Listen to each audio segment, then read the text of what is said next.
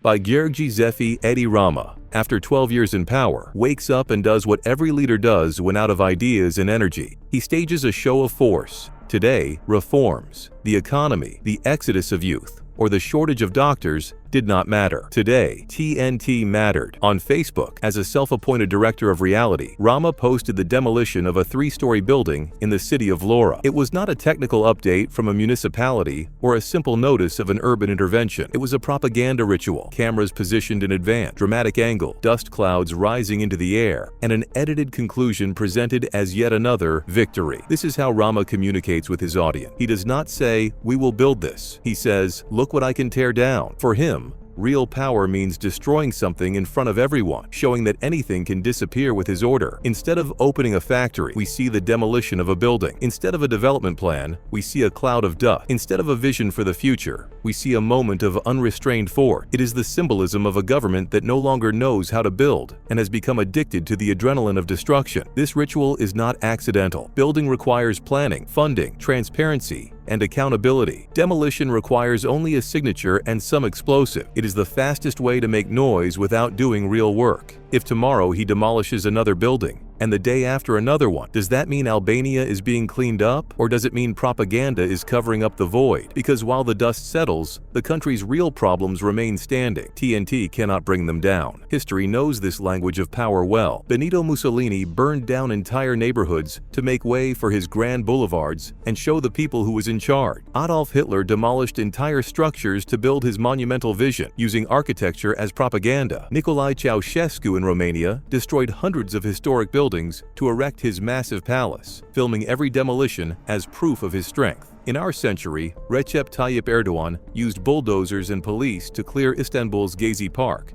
sending a clear message to political opponents. In Serbia, Aleksandar Vučić cleared entire neighborhoods in Belgrade for clientelist projects under the pretext of modernization. Edi Rama does not need a grand justification. He needs a video, cameras ready, dramatic moments, clouds of dust, and a narrative primed for social media. The nature of the building or the existence of an alternative plan is irrelevant. What matters is the ritual of destruction. This ritual is dangerous, not only because it normalizes the use of visual violence as a political tool, but because it shifts attention away from what truly matters. Building demands thought, budget, transparency, and time. Destruction demands only an order and a few kilos of TNT. It is the quickest way to create noise, but also the surest way to hide the emptiness of ideas. And that is the difference between a state that moves forward and a power that survives on spectacles.